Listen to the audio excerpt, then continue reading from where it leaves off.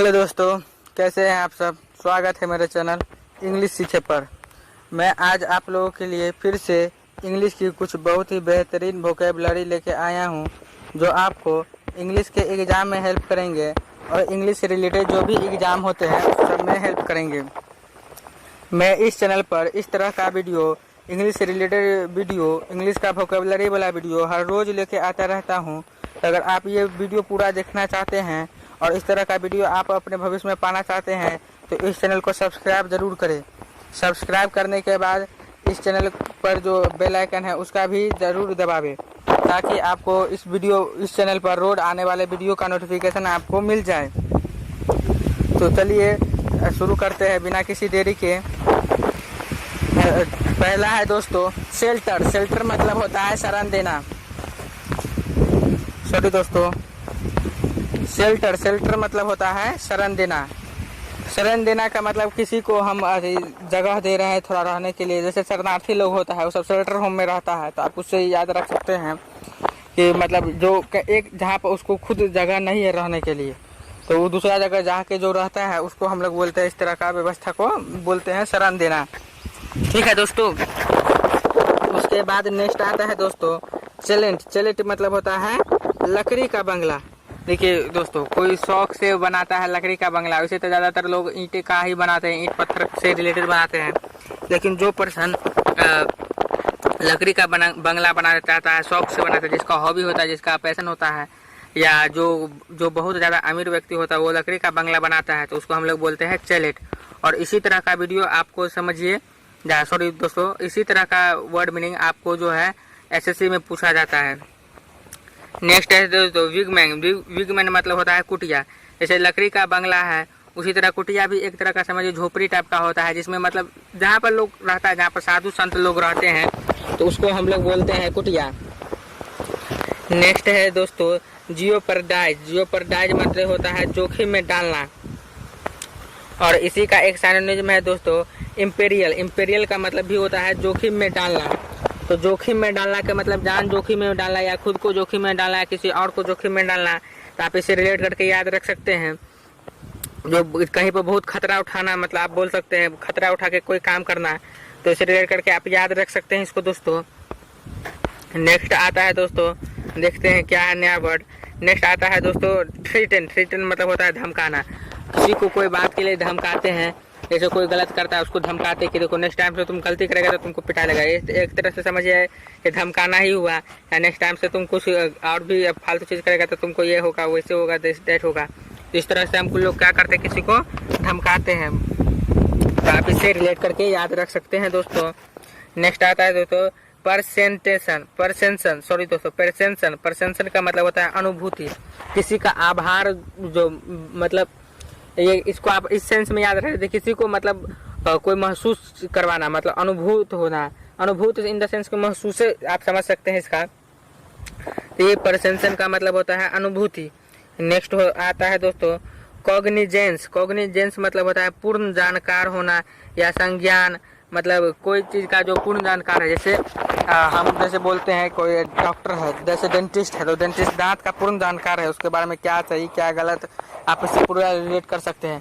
कोई फिजिशियन है, मतलब वो फिजिक्स के बारे में पूरा, सॉरी दोस्तों, फिजिशियन मतलब डॉक्टर से रिलेटेड ही है, तो वो पूरा जानकार है। तो आप इससे रिलेट करके याद रख सकते हैं दोस्तों, क्या है कॉग्निजेंस पर्सन है, ये मतलब अपने क्षेत्र का पूर्ण जानकार पर्सन है। नेक्स्ट आता है अटेंशन। अटेंशन का मतलब होता है खास देख रेख, जिस पर अटेंशन दिया जाता है, जिस पर बहुत ध्यान दिया जाता है, जिसको बहुत खास देख रेख मिलता है, तो उसको बोलते हैं अटेंशन। जैसे नरेंद्र मोदी जी को देखिए, उनको बहुत ही खास देख रेख मिलता है, मतलब बहुत ही खास अटेंशन मिलता है। कहीं पर भी जाते हैं उनको बहुत ही खास तरीके से व्यवहार किया जाता है, बहुत ही खास तरीके से उनको महसूस कराया जाता है। बहुत ही खास व्यक्ति हुए, हमारे देश के प्रधानमंत्री हैं, तो आप उससे रिलेट करके याद रख सकते हैं, उनको बहुत अटेंशन मिलता है। चलिए दोस्तों नेक्स्ट देखते हैं। बहुत सारे वर्ड में बता रहा हूँ इस चैनल में, तो आप वो सब वीडियो भी देख सकते हैं। मैं इस तरह का वीडियो हर रोज़ लेके आता रहता हूँ। और नेक्स्ट है दोस्तों, देखते हैं क्या है। यह है डिटैच। डिटैच मतलब होता है पृथक करना। पृथक इन द सेंस को मतलब अलग करना। कोई भी चीज़ अटैच था, अटैच का ही ये सॉरी दोस्तों, ये एंटोनिज्म है। अटैच का क्या है, ये एंटोनिज्म है। अटैच का मतलब होता है साथ में जोड़ना, ATTACH, अटैच मतलब होता है साथ में जोड़ना। और इसको अगर आप डिटैच कर दिए तो मतलब पृथक कर दिए, क्या कर दिए, अलग कर दिए आप। तो आप इससे रिलेट करके जो है याद रख सकते हैं दोस्तों। नेक्स्ट आता है दोस्तों इग्नोर। इग्नोर का मतलब होता है अनदेखा करना। किसी चीज़ को हम या किसी चीज़ को या किसी व्यक्ति को हम इग्नोर करते हैं, मतलब क्या करते हैं, अनदेखा करते हैं। किसी काम को हम जानबूझ के इग्नोर कर रहे हैं, मतलब क्या कर रहे हैं, अनदेखा कर रहे हैं, वो काम हम नहीं करना चाह रहे हैं। तो आप इसे रिलेट करके याद रख सकते हैं दोस्तों कि क्या कर रहे हैं, इग्नोर कर रहे हैं। नेक्स्ट आता है कॉम्प्लाई। कॉम्प्लाई मतलब होता है स्वीकार करना। इसका एक और मैं पीछे भी बहुत सारे वर्ड बता चुका हूँ। एक है परमिट। परमिट का मतलब भी होता है स्वीकृति देना, या परमिट मतलब स्वीकार कर लेना। एक है एक्सेप्ट। एक्सेप्ट का मतलब भी होता है स्वीकार करना।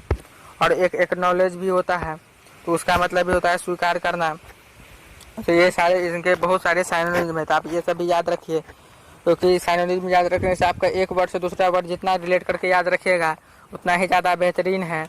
क्योंकि आप कुछ नया याद करना चाहेंगे तो उस समय आपको याद करने में कठिनाई होगी, लेकिन आप वर्ड को रिलेट करके याद रखिएगा, आप वर्ड को कोई जगह से रिलेट करके याद रखिएगा तो आपको याद करने में कोई ज़्यादा कठिनाई नहीं होने वाली है। बहुत ही आसान भाषा में बहुत ही आसान तरीके से आप याद कर सकते हैं।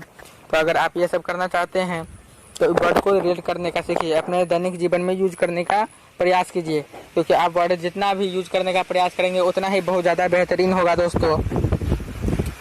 और नेक्स्ट आता है दोस्तों, देखते हैं क्या है, इनहेरिटेंस। इनहेरिटेंस मतलब होता है उत्तराधिकारी। अभी तो अब भारत में लोकतंत्र है, लेकिन जहाँ पर राजतंत्र है, जिस देश में राजतंत्र है वहाँ पर जहाँ पर राजा महाराजा चलता है, वहाँ पर जो राजा है तो उसका उत्तराधिकारी कौन होता है, उसका जो सबसे प्रथम पुत्र। जैसे इंग्लैंड में देखिए, इंग्लैंड में क्या है, महारानी है, लेकिन उनका जो सबसे बड़ा लड़का होगा वही उसका उत्तराधिकारी है। मतलब क्या है, उसके बाद जो अब कौन आने वाला है, मतलब नेक्स्ट शासन किनका होने वाला है, कौन राजा बनेगा या कौन रानी बनेगा, तो इस सब से रिलेटेड है। तो आप इसको याद रखे थे, इनहेरिटेंस। इनहेरिटेंस का मतलब होता है उत्तराधिकारी, तो आप इसको रिलेट करके याद रखिए दोस्तों। नेक्स्ट आता है दोस्तों इनकम्बरेंस। इनकम्बरेंस मतलब होता है भार या बाधा। कोई चीज़ में हमको बाधा होता है या कोई चीज़ का भार महसूस होता है तो उसको हम क्या बोलते हैं, इनकम्बरेंस बोलते हैं दोस्तों। क्या बोलते हैं, इनकम्बरेंस। तो इससे रिलेट करके आप याद रख सकते हैं दोस्तों। नेक्स्ट आता है दोस्तों, देखते हैं ऑब्लिगेशन। ऑब्लिगेशन मतलब होता है एहसान या मजबूरी। मतलब किसी को ऑब्लिगेशन है, मतलब उसका मजबूरी है कि ये चीज़ करना है, या किसी का ऑब्लिगेशन है कि उसका मजबूरी बन चुका है कि अब वो एक दूसरे के अंदर में बंधा चुका है, अब उससे बाहर नहीं जा सकता है। तो आप इससे रिलेट करके याद रख सकते हैं दोस्तों, ऑब्लिगेशन। नेक्स्ट आता है दोस्तों मैनिफेस्ट। मैनिफेस्ट मतलब होता है उजागर या व्यक्त करना। मैनिफेस्ट मतलब क्या, इसी से बना है दोस्तों मैनिफेस्टो। आप सुनते हो जाएगा बहुत सारे पार्टी घोषणा पत्र। मैनिफेस्टो मतलब क्या हुआ, घोषणा पत्र। तो बहुत सारे पार्टी घोषणा पत्र निकालता है और मैनिफेस्ट करता है, मतलब मैनिफेस्ट से ही मैनिफेस्टो बनाता है, मैनिफेस्ट करता है, व्यक्त करता है। जैसे बिहार में अभी चुनाव होने वाला है, तो अभी तो पार्टी कोई भी पार्टी घोषणा पत्र उस तरह से नहीं निकाला है, लेकिन जब अगर कोई पार्टी घोषणा पत्र निकालेगा, मतलब बोलेगा कि हम युवा को ये देने वाले हैं, जो जॉब देने वाले हैं यहाँ, या यहाँ पर ये व्यवस्था लाने वाले हैं, यहाँ पर इस तरह का व्यवस्था होगा, यहाँ पर किसी जो लोग हैं उसको कोई परेशानी नहीं होगा। तो इस तरह का जो व्यवस्था लाया जाता है, ये सब व्यक्त किया जाता है, मतलब मैनिफेस्टो में जो लाया जाता है तो उसको हम बोलते हैं मैनिफेस्ट से ही व्यक्त किया जाता है। तो आप उससे रिलेट करके याद रख सकते हैं दोस्तों। नेक्स्ट आता है दोस्तों रिक्वेस्ट। रिक्वेस्ट मतलब होता है संकल्प दान। मतलब कोई व्यक्ति संकल्प ले लेता है और उसके बाद जो दान करता है उसको हम बोलते हैं रिक्वेस्ट। ऐसे एक 7 में स्टोरी था नचिकेता वाला, तो उसमें क्या होता है, नचिकेता का जो पिताजी होते हैं वो संकल्प लिए रहते हैं कि मैं इस यज्ञ के बाद जो है बहुत सारे गायों को दान करने वाला हूँ। लेकिन जब वो दान करने की बारी आते हैं तो उनके नचिकेता के जो पिताजी होते हैं वो मतलब ऐसे गाय दान करते हैं जो बहुत ही बीमार हो या बहुत ही पतला दुबला दुर्बल हो, मतलब अच्छा गाय दान नहीं करते हैं। तो इससे जो क्या ले रहते हैं संकल्प, लेकिन वो गलत दान करते हैं, इसलिए नचिकेता चल जाता है। तो वो अलग स्टोरी है, लेकिन आप ये स्टोरी से मैं रिलेट करके याद कराने का कोशिश किया हूँ। तो आप बात याद करने को क्वारी याद करने पर फोकस कीजिए, स्टोरी पर नहीं दोस्तों। ये है। नेक्स्ट आता है दोस्तों पेटर। पेटर मतलब पटपटाया। कहीं पर कोई चीज़ पटपटा, जैसे आप देखे होइएगा कहीं पर बाढ़ आता है दोस्तों, ठीक है, अब बाढ़ में क्या होता है, बाढ़ जब आता है उसके बाद बाढ़ जाता भी है। तो बाढ़ जाता है तो कोई पोखर में, कोई तालाब में जब पानी अटक जाता है तो उसमें मछली भी अटक जाता है। जब मछली अटक जाता है तो उसमें मछली रहता है, लेकिन कोई उसमें जो है दवा मार देता है, मतलब जो जहरीला दवा होता है सो मार देता है उसमें, जो मछली के लिए जहर होता है। तो वो दवा मारने के बाद क्या होता है, उसमें जितने भी सारे मछली होते हैं वो सब पटपटा जाते हैं, मतलब क्या होता है, मर जाते हैं। तो पटपटाए से मतलब समझ सकते हैं दोस्तों, मर जाना। तो पटपटाए से क्या हुआ दोस्तों, पेटर का मतलब पटपटाया मतलब मर जाना। तो आप इससे याद रखें दोस्तों।